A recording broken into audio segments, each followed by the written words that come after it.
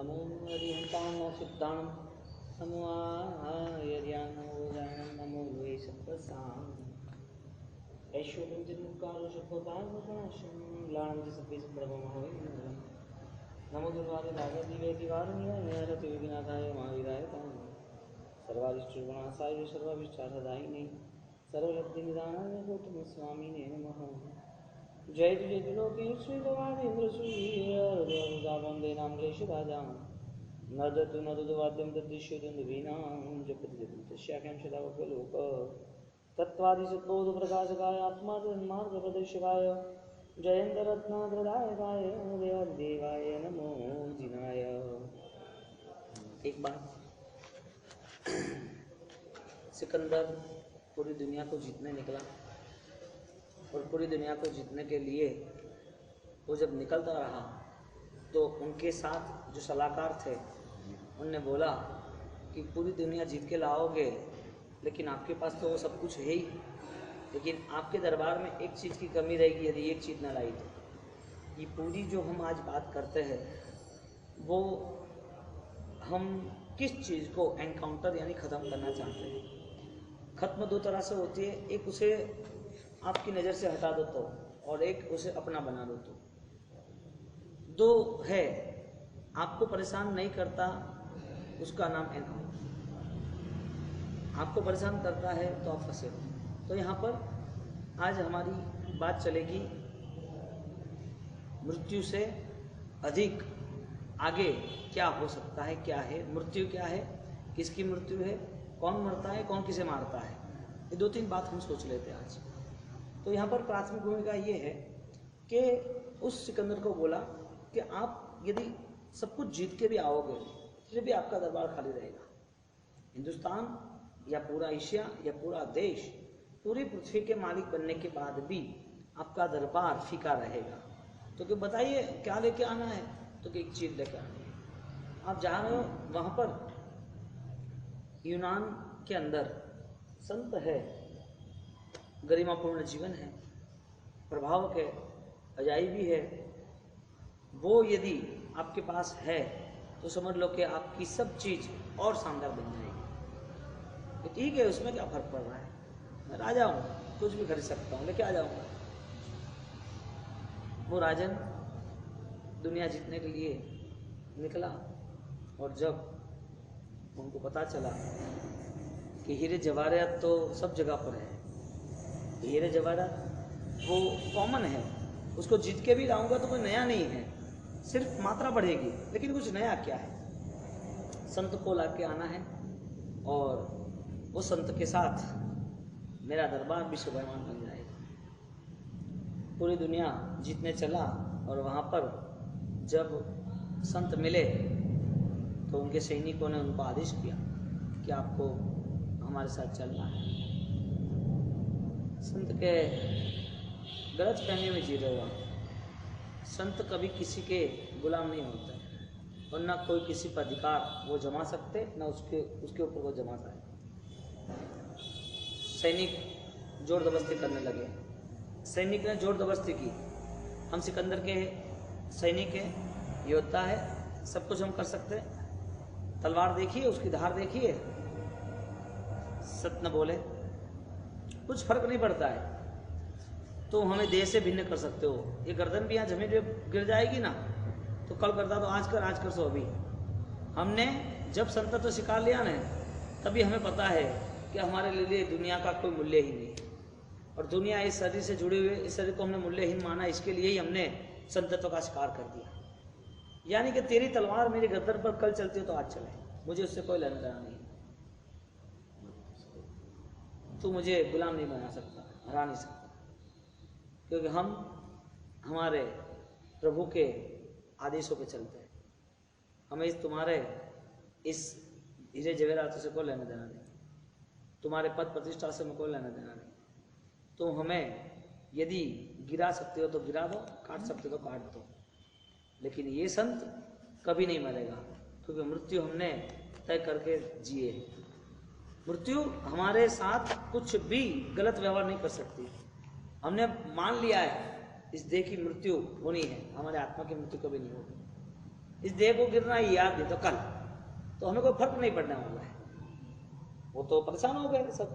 सिकंदर आया कि आपकी बहुत महिमा सुनी है, 15-20 सालों से आप इसी नदियों पे, इस किनारों पर आप अपना जीवन व्यतीत कर रहे हो, तो आप हमारे अतिथि बने, अब हमारे राज दरबार में पधारो।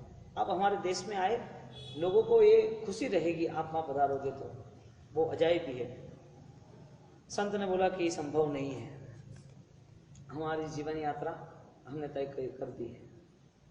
सिकंदर के आप गलत चुनाव कर रहे हो, आपको मेरे साथ आना ही पड़ेगा, वरना आपका सिर धड़ से अलग किया जाएगा। संत कहे आपने तो बहुत ही खूब बात की, जाबाज हो आप, तो विजेता हो, दुनिया को सिकंदर सम्राट कह रही है, लेकिन आप दिमाग से, विचारों से, अंतर भावनाओं से भिखारी हो। आपको पता ही नहीं है कि संत को कभी जीता ही नहीं जाता, और आप एक खुली तलवार लेके इस धार पर मुझे जीतने आए हो, संभव ही नहीं है। ये तुम्हारी धार हमें डरा धमका नहीं सकती, भगवान हमें नहीं बना सकती। सिकंदर हार गया, वापस लौटा। ये छोटी सी बात लेके हम ये बात सोचना चाहते हैं, आदमी क्या डरा हुआ है मृत्यु से, जिसके हिसाब से उसने मृत्यु को ही सोचना बंद कर दिया। मृत्यु यदि देह की होती है तो वो देह कर्म से जुड़ा है, तो कर्म को ही संभाल के रखना है, देह को ही संभाल के रखना है। देह की मृत्यु नहीं होती, उसके पहले क्या होना चाहिए। इसके बाद क्या हम ऐसा कहते हैं कि मौत आएगी, ऐसा कहते हैं ना, मौत अभी कहाँ आएगी, बुढ़ापा आएगा, हम ऐसा कहते हैं। मौत आएगी इसका मतलब वर्तमान नहीं है मौत, मृत्यु अभी घट नहीं सकती, डर गए इसके लिए, हमने मन ही नहीं बनाया कि मौत आएगी। तो विचार करें हम कि यदि हम ऐसा तो नहीं कहते जुआनी आएगी, जुआन है, ऐसा कह रहे हैं। मौत आएगी यानी कि बहुत दूर है, हम वो भ्रम में रह गए, मृत्यु को सोच ही न पाए। और मृत्यु को न सोचने वाला व्यक्ति वो हमेशा के लिए, वो मृत्यु जब करीब आती है तब अनजान रहता है, जन्म होता है तो भी अनजान रहता है। यानी कि जन्म और मृत्यु देह के जितने भी हुए वो सब अज्ञान अवस्था में, अपरिचित अवस्था में। जिनने अपनी मृत्यु जान ली, जिनने मृत्यु दर्शन कर लिया, उसको जन्मबोध और जन्म दर्शन भी हो जाएगा। मृत्यु का दर्शन, मृत्यु का स्वागत नहीं हुआ, यानी कि उसके मन में मृत्यु को मारने के लिए कोई भी आयाम नहीं था। हम आज हमारे जन्म मरण को हम कैसे खत्म कर सके। जाई जरा मरण शोक पणासनस, कल्याण कुखल विशाल सुहावस। जाई जरा, हाँ, जन्म घड़पण मृत्यु, उसे मुझे खत्म करना है। पणासनस प्रकृष्ट नाचस, प्रकृष्ट नासस प्रणाम प्रणास। जाई जरा मरण शोक, शोक उसको भी खत्म करना है। जाई जरा मरण शोक पणासनस, कल्याण कुखल विशाल सुहावस। कल्याण का यदि कोई निश्चित स्थान हो तो ऐसे विशाल स्थान पर मुझे पहुंचना है। अब वो जगह कौन सी है, वहां किसको पहुंचना है, हमको, यानी हम खुद यात्री मुसाफिर। तो पहुंचने के लिए हमारे पास रास्ता कौन सा है, ये देह लेके पहुंचना है कि देह छोड़ के पहुंचना है। देह छोड़ना इसका मतलब कर्म छोड़ना, जब तक कर्म है तब तक देह है। देह की हर गति हर जगह हर व्यक्ति के लिए ये है। यदि ये देह के साथ जुड़ा हुआ पूरा संसार है तो ये देह ही संसार से, संसार के दूर अतीत हमारा बन जाएगा, भूतकाल बन जाएगा। मृत्यु किसकी होती है, कर्मों की या देह की? देह की मृत्यु होती है, कर्मों की नहीं होती क्या, देह होने के बावजूद। यानी कि कर्म की भी मौत होनी चाहिए ना, देह मिला है क्यों, कर्म की मौत होने के लिए, या कर्म बार बार हमें कूट रहे, मार रहे, फंसा रहे। तो ये जो जीवन और मृत्यु का चक्कर है, हाँ, जन्म जरा मृत्यु निवारणाय, पूजा के दूहे में बोलते हैं ना। तो किसको खत्म करना है, निवारण किसका करना है हमको, एनकाउंटर यानी वो दूर करना है, निवारण करना है, परेशानियां है। वो सब क्राइम में क्या करते हैं, उसका एनकाउंटर कर दिया। एनकाउंटर यानी वो पूरा सिटी का कचरा था, वो स्टेट का कचरा था, क्राइम कर रहा था, गुंडागर्दी कर रहा था, उठाओ यहाँ पे, वो कंट्रोल नहीं हो रहा था, उसका एनकाउंटर कर दिया किसी पुलिस ने। क्यों? कि उसको लाएंगे, पकड़ेंगे, केस चलेगा, उसके पीछे पैसा खर्च करेगा, वकील आएंगे, गवर्नमेंट पैसा रोकेंगे, उसका आदमी आएगा, क्रॉस केस करेगा, उसको रखेंगे जेल, पैसा खाना खाएगा, पैसा बर्बाद होगा, 6 महीने के बाद रिहा हो जाएगा। इससे अच्छा एनकाउंटर कर दो, बात ही खत्म एक ही राउंड में। 6 महीने कौन पालना पोसना ऐसे क्राइम क्रिमिनल को? 1 to 1 कर दिया। कर्म इतने सारे हमारे सिर पर पड़े हैं, जन्म मरण, सुख दुख, शोक संताप, सब अतृप्ति की आंख चलती रहती है, बार बार ये परेशानियां सामने आती है। इससे अच्छा वन साइड गेम कर दो, बात ही खत्म, जला दो उसको। हमको नहीं जलना, देह को नहीं बनना, वो सही बात है, लेकिन देह मरते वक्त भी कर्म न मरे तो क्या करना, देह जलते वक्त भी कर्म न जले तो क्या करना। तो मृत्यु का दर्शन, मृत्यु का बोध हमें नहीं हुआ, और जिसको मृत्यु का बोध हो चुका है वो मृत्यु का स्वागत करेगा। मृत्यु का स्वागत यानी परम समाधि का अवसर। मृत्यु परेशान नहीं है, परेशानियां भी नहीं है, क्योंकि पल पल मृत्यु घटता है। मृत्यु की शुरुआत नहीं हुई ऐसा सोचना ही मत, मृत्यु शुरू हुई है, आई नहीं है, वो अपना सौभाग्य है। अपने करीब अपना ये दे अभी साधना के लिए योग्य है, अभी आराधना के लिए तैयार है, अभी आराधना के लिए हमें तैयारी करनी है, तो हम खुद एक सोच समझदार व्यक्ति है जो कर सकते हैं। लेकिन वो घटित नहीं हुआ है, मृत्यु नाम का एक योग, तो मृत्यु घटित नहीं हुआ है, तो उसका अभी योग्यता, उसको क्या करना चाहिए? मौत के पहले किसी को मारना चाहिए? हाँ, किसको मारना चाहिए? उसको दुख देने वाले जो भी कर्म है उसको मारना चाहिए, उसको दुख देने वाले जो भी सिचुएशन, जो विचार है उसको समझना चाहिए, उसको कंट्रोल करना चाहिए। अब मृत्यु घटित होती है देह की, जन्म भी घटित होता है देह का। जन्म जरा मृत्यु निवारणाय श्रीमते जिनेन्द्राय अक्षतम जलम नैवेद्यम पुष्पम यजा महेश्वाहा। परमात्मा आपको समर्पित क्यों करते हैं? क्योंकि आपके वहां आने के बाद काल अनादि अनंत थी, बहु भ्रमणान नहीं पार, ते भ्रमणा निवारवा प्रदक्षिणा द्रोण देवाय। वो मेरे को खत्म करना है सब कुछ। हमें खत्म किसे करना है? हमें खत्म किसे करना है? हमारे दुश्मन को करना है या हमारी दुर्गति, हमारी दुर्बुद्धि को करना है? हमारी दुर्बुद्धि को यदि खत्म करना है तो हमारे पास मृत्यु के पहले जो अवसर है उसमें सम्यक ज्ञान पाना चाहिए। यानी कि हमारा वो सम्यक ज्ञान, हमारी वो स्पष्ट, हमारी वो धारणा है कि मैं कर्म का करता हूं। मैं यानी मेरा आत्मा जो इस संसार से भिन्न है, जो अनुभव होता है वो आत्मा को हो रहा है, शरीर को हो रहा है, वो शरीर भिन्न है। यानी कि एक आदमी, एक युवा खिलाड़ी, वो अच्छी सी दुनियाओं में मैच चल रही है, गेम चल रही है, तो हर स्पोर्ट्समैन अपने को फर्स्ट नंबर और अच्छे अवार्ड के लिए तैयारी करता है। एक बार एक हॉकी प्लेयर ने, हॉकी प्लेयर देखो ये सेंस कहाँ पर अटेंशन है उसकी हम सोच बना रहे हैं। हॉकी प्लेयर वो खेलता है, वो खेलते खेलते पूरी पब्लिक उससे देखता है, इतना जाबाज, इतना होशियार आदमी, और खेलते वक्त उसके पैर में बहुत लंबी गहरी चोट लगी और खून टपकता रहता है।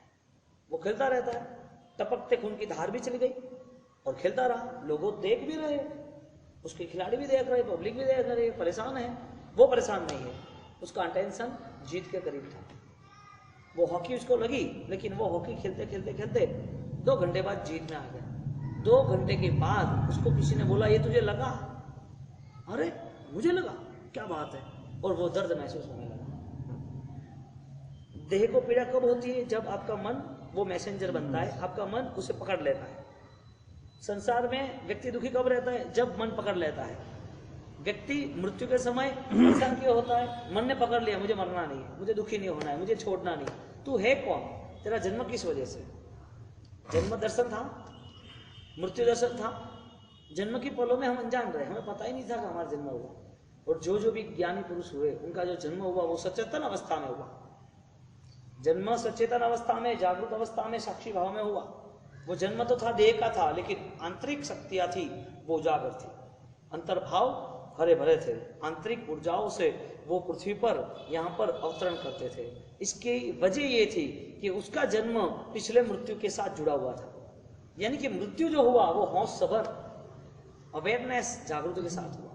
और मृत्यु के वक्त हर कोई इंसान हार जाता है, परेशान होता है, मुझे नहीं मरना, मुझे नहीं मरना। मृत्यु तो देखी है, तेरी कहाँ है? तो कर्म का कर्ता मैं हूं, कर्म का कर्ता आत्मा है। आत्मा यदि कर्म का करता है तो आत्मा जिस कर्म से जुड़ा हुआ है उसके सामने उसकी नजर क्यों नहीं जाती?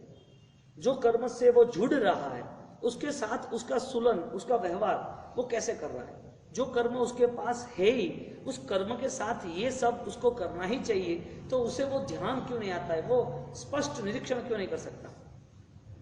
एक लहू की लंबी कतार, बूंद के पीछे बूंद, यदि हॉकी प्लेयर की चल रही है 2 घंटे तक भी उसका होश नहीं है कि उसने उससे टारगेट बना दिया मुझे जीतना है।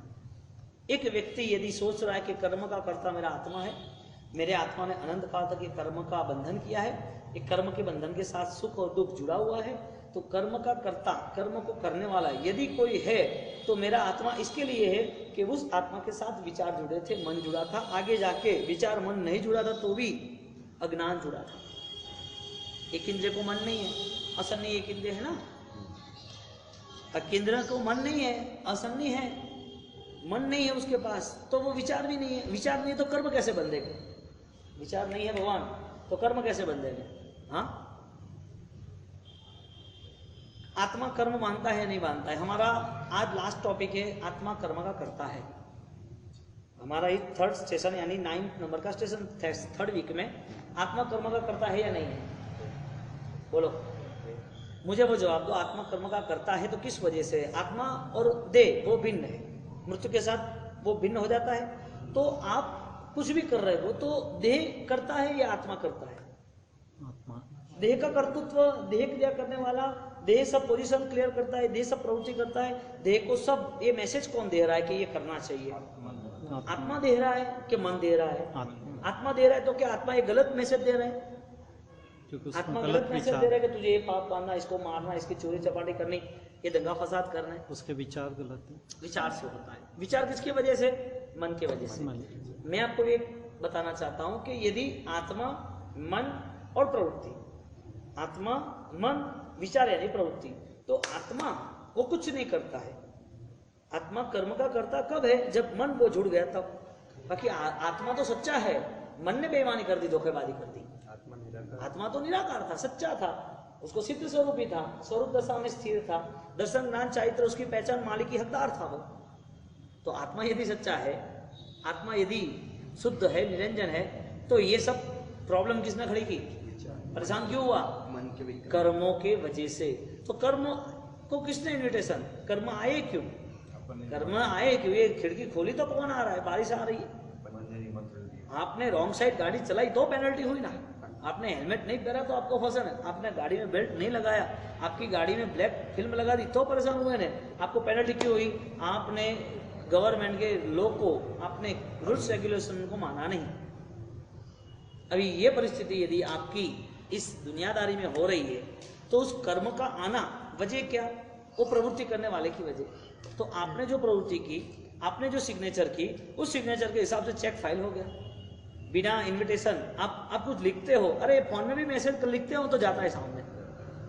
ऐसा होता है कि मैसेज आपने लड़की को लिखा और लड़के को चला गया, बीवी को लिखा और टीचर को चला गया, कस्टमर को लिखा और पुलिस स्टेशन चला गया। ऐसा होता है मैसेज लिखने के बाद? मैसेज जिसको लिखा वहां पहुंचा कि नहीं पहुंचा? लिखने वाला कौन था? स्वयं। हम स्वयं थे। हमने कर्म का निर्माण किया, कर्म को हमने लिख के सेटिंग कर दिया। वो कर्म हमने लिखे तो हमारे कर्म ने हमारा नाम का वो मैसेज जमा कर दिया, हाँ तुम्हारे नाम का ये फाइल, तुम्हारे नाम का ये डेटा तैयार है। कौन सा सही और गलत, शुभ और अशुभ, योग्य और अयोग्य, दुखदायी और सुखदायी। ये कर्ता कौन है? विचार। विचार ने सब इनवाइट किया, कलेक्शन किया, आ जाओ। तो विचार बार बार यदि ये कर्म करता है तो आत्मा को ये विचार क्यों आए? आत्मा को विचार नहीं आया था, मन को आया। मन वो संस्कार बना, मन को वो विचार आया तो उस मन ने पॉजिटिव नेगेटिव कलेक्ट करता रहा। आत्मा के विचार, आत्मा की भावना न रही। इसके लिए मैं आपको ये कहना चाहता हूं कि क्या मन न हो तो विचार हो गए? मन नहीं है, विचार नहीं है, तो फिर कर्म बंधन कैसे? एक इंद्रिय प्राणी का जीव है जल का, अपकाय, अपकाय का जीव है, तो वो कर्म बंधन करता है कैसे? मन नहीं है तो भी ऐसा?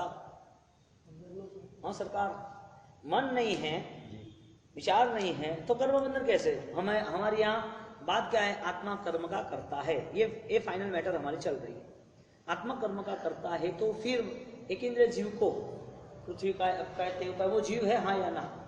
वो जीव है तो उसे कर्म बंधन कैसे? मन नहीं है तो। देह से भी मन तो है ही नहीं उसके पास, असंग नहीं है ना, तो बंधन कैसे? ज्ञानियों ने यहाँ पर हमें वो समाधान दिया है कि उसके पास मन नहीं है, विचार नहीं है, लेकिन मन और विचार से भूतकाल के भव में जो संस्कार ग्रहण किए थे ना, वो सुसुप्त अवस्था में साइलेंट जोन में गिरे हुए, वो है ही, आपको लग रहा है नहीं है, आप ऐसा सुन रहे कि वो उनके पास संभव नहीं है, आपका फोन चालू नहीं है, जैसे ही चार्जिंग होगा बैटरी चालू हो गई तुरंत चालू। फोन में वो पावर था लेकिन बैटरी नहीं थी, फोन में वो शक्ति थी कि आपको दूसरे मैसेज दूसरे कॉल कर सकते थे, लेकिन अभी क्यों नहीं किया फोन ने मैसेज? बैटरी नहीं थी, चार्ज नहीं था।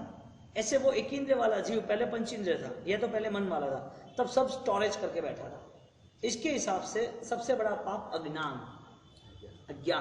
अज्ञान के हिसाब से वो कर्म बंधन रहता ही। वो बाहर कब आया पता है? वो जीव, उसने कोई धर्म नहीं किया, वो सहन करने का धर्म किया, उसका नाम अकाम निद्रा। बिना मन से भी सहन किया हुआ कोई प्रवृत्ति, कोई भी दुख, कोई भी कष्ट उसे अच्छी जगह पर ले जाता है, क्योंकि वो नॉर्मल बना ना, उसने विरोध नहीं किया ना। तो कर्म का कर्ता मेरा आत्मा है। एक इंद्रिय, बे इंद्रिय, पंचेंद्रिय में मेरे आत्मा ने कर्म बंद किए थे, तो वो भी एक इंद्रियों के जीवों में किए, तो मन रहित अवस्था थी, मन नहीं था, एब्सेंट था, तब भी हमने कर्म का बंधन किया। अभी मन है तो भी कर्म बंधन करना, मन है तो क्या करना? इसका मतलब मृत्यु के समय पर बोध क्या है जीवन का? क्या पूरी मृत्यु हमारे पूरे पूर्व के भव के पूरे रोल सामने ला देंगे? हमने जितनी भी जिंदगी व्यतीत की, जितने भी मृत्यु के साथ हम जुड़े, वो मृत्यु जैसे वो वैसे मृत्यु हुए। जन्म आपका पशु का नहीं था, मानव का था, मृत्यु मानव की होनी चाहिए। जन्म सबका सेम है, जितने भी लोग का, किसी का भी जन्म होता है तो देह धारण होता ही है, पृथ्वी पे अवतरण होता है, जन्म सभी जीवों का सेम होता है, लेकिन मृत्यु इतनी भिन्न क्यों? मृत्यु इतनी भिन्न क्यों? कोई तड़प पे मरता है और कोई समाधिस्थ, कोई जीवन को खिला के मरता है, कोई जीवन को समझ के मरता है। तो आज जिसने भी कर्म को समझ लिया, कर्म की मृत्यु के करीब आया, तो उसको देह की जब भी मृत्यु होती है तो कोई परवाह नहीं होती। देह को गिराना तो गिरा दो, पहले ही हम सोच लिया है कि देह गिरने वाला है, मन को ही मना लिया है, हम मुर्दे ही है, हमारी आत्मा शाश्वत है और कुछ नहीं है। अब बोलो, आपको कौन काट सकता है? आपको कौन दुख दे सकता है? आपको पीड़ा देने के लिए कौन सा संसार तैयार है? आप पीड़ा क्यों हो, पीड़ित क्यों हो, वजह क्या है? आपकी समाधि के सूत्र, आपके अनुपात क्यों नहीं होते? समाधि में क्यों नहीं जुड़ रहे? हम कॉम्प्रोमाइज लाइफ क्यों नहीं मेंटेन कर रहे? हम सब जगह पर हमारी खुद की आंतरिक जो शक्तियों का निर्माण है, उसको इतने सारे रास्ते मिले हैं, फिर भी क्यों नहीं? मृत्यु के वक्त हम अनजान रहे, जन्म के वक्त अनजान रहे। मृत्यु और जन्म अनंत काल से ऐसे ही चलता रहा। देवलोक में भी हमें पता नहीं चला, हम परेशान हो गए, इतने सारे सुख छोड़ना, रोते ही रहे, मृत्यु आके चली गई। लो दूसरे भव में हमें पता भी नहीं चला, देव का भव छूट गया। ये मानव का भव हमें पता भी नहीं चला, एक्सीडेंट, कैंसर, यही चला गया।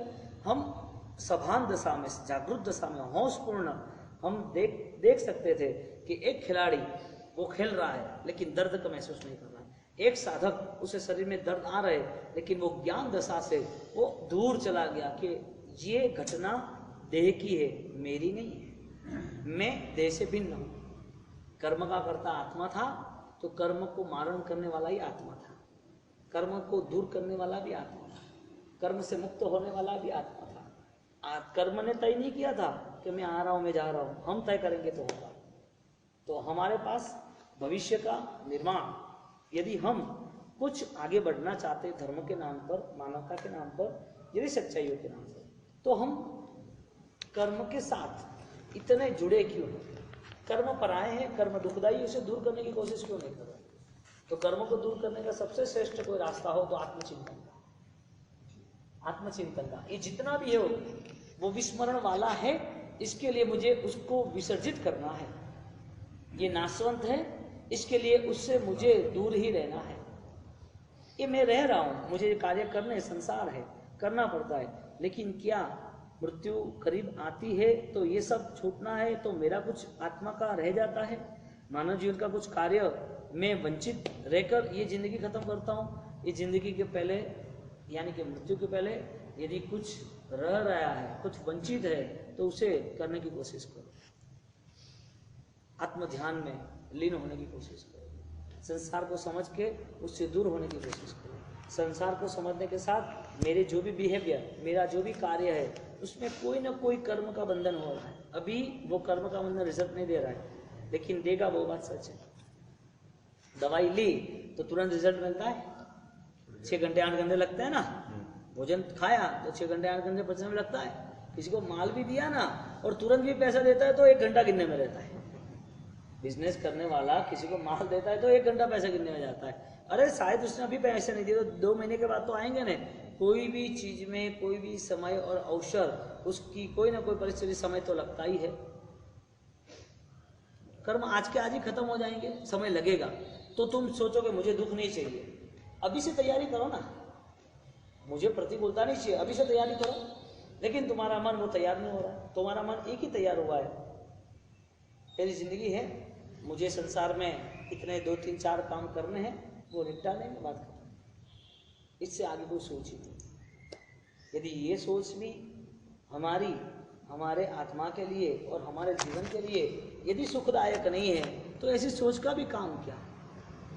आप अपनी बात ये नहीं है कि अपन चिता पे चढ़ जाए, सब संसार छोड़ दे। हम तो घर बैठे बैठे, घर में रहे हुए आराम से वो चिंतन यात्रा में चले जाए कि इससे मैं भिन्न हूँ, मेरी आत्मा को इससे कोई लेना देना नहीं है। मेरे मृत्यु के साथ मेरे जीवन में सब बिछड़ जाएगा। कर्म की मृत्यु करनी है तो अनाथि मुनि को मिलना है। कर्म की मृत्यु उत्तराधीन सूत्र में मुनिवर का दृष्टांत आता है अनाथि मुनि। अनाथि मुनि कैसा, देखो ये बोध होता है, और बोध होता है तो जरूर नहीं है कि बोध के लिए, सोच के लिए, विचारों की सक्षमता के लिए बहुत सारे धर्म के अनुष्ठान चाहिए। शुरुआत हो गई तो आज से हो। अनाथि मुनि राजा महाराजा थे, और वो राजा वो दुखी हो गए शरीर से, दुख से इतने सारे दुख बढ़ गए, किसी ने भी कोई उपाय नहीं छोड़ा। दुनिया भर के उपाय उसने कर दिए, लेकिन उसको सही नहीं हुआ। रात को ना नींद आती, न खाना अच्छा लगता, न सोना अच्छा लगता, करवटें बदलते रहता, शरीर में आग लगती रहती, लोग विपरीत लगते रहते, लोगों की आवाज़ पसंद नहीं थी, हर वक्त परेशान। राजा के परेशान के पीछे पूरी प्रजा परेशान, रानी परेशान, मंत्री सेनापति सब परेशान थे, और पूरी दुनिया भर की दवाई कर दी।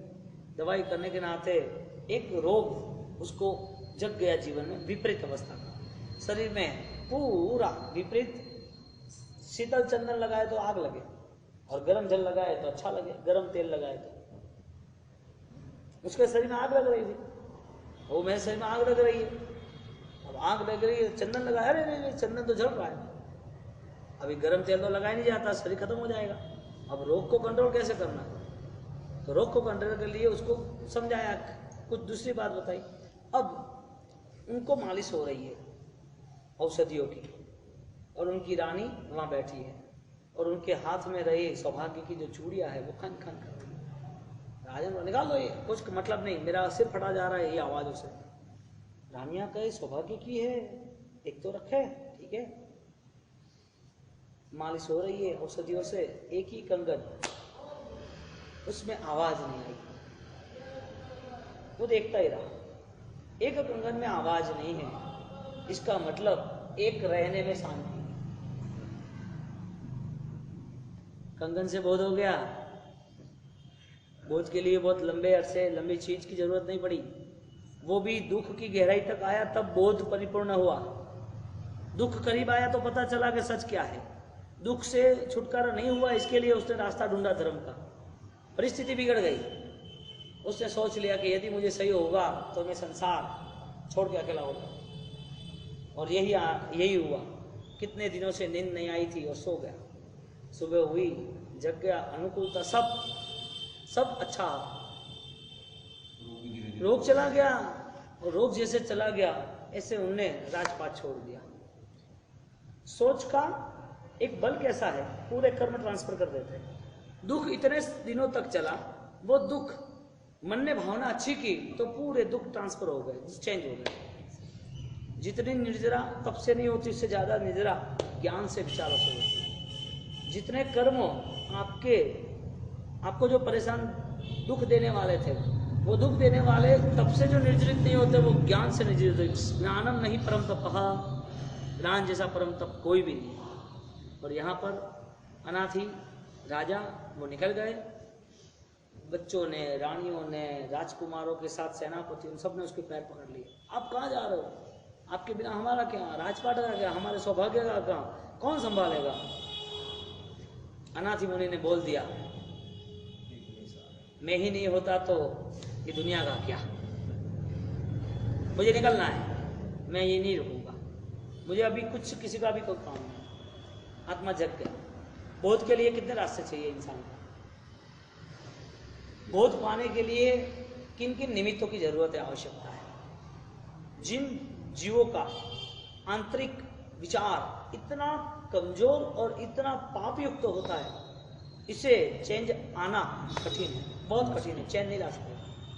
परिवर्तन आना ही कठिन है। तुम खुद सड़ रहे हो, तुम्हारा देह सड़ रहा है, फिर भी परिवर्तन नहीं। आत्मा के लिए सोच नहीं, दुनिया को देख के तो नहीं हो रहा है, चलो मान लिया, स्वयं को देख के भी नहीं हो रहा है। कर्म क्या है वो पता ही नहीं चल रहा। अनाथी मुनि निकल गया वहां से, और अनाथी मुनि निकल गए तो एकांत में शांति आ गई। कंगन से यदि बोध हो रहा है तो जीवन धन्य है, और मंदिरों से भी और पूजा पाठों से बोध नहीं हो रहा है तो क्या समझना? बोधपूर्ण जीवन, बोधपूर्ण मृत्यु, उसे समाधि मृत्यु कहेंगे। उसने कर्म को हलाल करने के लिए तैयारी कर दी, और कर्म खत्म हो गए। प्रभु महावीर उत्तराधीन सूत्र में ये बात कर रहे हैं कि अनाथी मुनि ने एनकाउंटर कर दिया कर्मों का, कर्मों को खत्म कर दिया। इस कर्मों को हम देखें, कर्म के कर्ता हम बार बार कर्म को हम नॉर्मल बना दें। जो भी कुछ हमारी रहन सहन है, खाना पीना, बैठना उठना, उसमें मन को अलर्ट रखे कि भाई ये तेरा नहीं, तेरी डिमांड्स कुछ भी नहीं है। जो चीज कम पलों के लिए यूज करनी है, उसके प्रति हमारा आकर्षण बढ़ाना नहीं। क्या जरूरी है इतने पाप करके? हम हौसपूर्ण क्यों न जिए?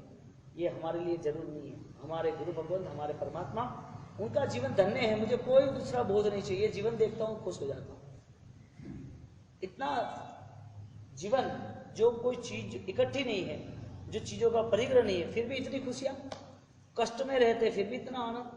हमारे पास ऐसा कुछ नहीं है। तो हम, यदि सुविधा भी है तो हम थोड़े धर्म के साथ तो जुड़े। हमें ऐसी दुविधा तो है नहीं। कहाँ बोला कि आदमी तुम लॉज कर दो, तुम्हारा सिर यहाँ से पंचमुष्टि लॉज करते, एक बाल इधर खेलते, एक बार इधर खेलते। ऐसा तो कुछ हुआ नहीं कि माथों में से वो नशे बाहर आके डांस करने लगी, लहू निकलने लगा। ऐसा तो कुछ करना नहीं है लोच का। मैं ये कह रहा हूँ, अच्छा जीवन है तो लोच कराओ ना कराओ, मन से तो, विचारों से तो कंट्रोल कर सकते हैं ना। तो कर्म का कर्ता कौन है? आत्मा है। आत्मा कर्म क्यों बांध रहा है? मन के हिसाब से। तो मन मिलाई है तो कर्म बंधन कम हो, वो कर्म न बांधने जैसी स्थिति है। कर्म बंधन कम हो, कर्म बंधन रसपूर्ण न हो, रस विहीन हो, वो कर्म क्षय करने की स्थिति, वो कर्म कम बनते, वो कर्म न बांधने की स्थिति है। यानी कि हम जो भी कर्म से जुड़े हैं, वो कर्म भविष्य में हमें तीर्थंकर का, श्रीमंद स्वामी का, साक्षात साधु के दर्शन का, आगे जाके वो कर्म हमें ऐसा जीवन दे जिसे हम परिपूर्ण त्याग करके श्रवण परंपरा में आके हमारा जीवन परम त्याग से परमात्मा तक पहुंच जाए। परमात्मा ने जो रास्ता चुना वही रास्ता पर हमें जाना है। वो हमारा सौभाग्य। परमात्मा ने हमें उनका स्वजन, उनका संबंधी, उनका वंशज बना दिया। क्योंकि परमात्मा जिस रास्ते में चले उसमें हमें यदि चलने का कोई बल मिला तो सही कर्म था तो ही मिला ना। वो कर्म हमें साथ दे रहे। भगवान आपका उपकार है, आपका धन्यवाद है। अब परमात्मा के नाम पर पूरा जीवन व्यतीत करना है। सुखशीलता, सुख साहिबी कुछ भी नहीं है, फिर भी परम आनंद है। किसने बल दिया चलने का, तप का, लोच का, विहार का, रहने का? किसने बल दिया? मेरे प्रभु ने। समाधि दी। बोलो, प्रभु के नाम पर पूरा जीवन। एक बाल मुनि 6 साल की उम्र में दीक्षा लेता है, 60-80 साल तक गुजर भी रहता है, 90 साल तक तो भी जीवन व्यतीत होता है। किसके सहारे?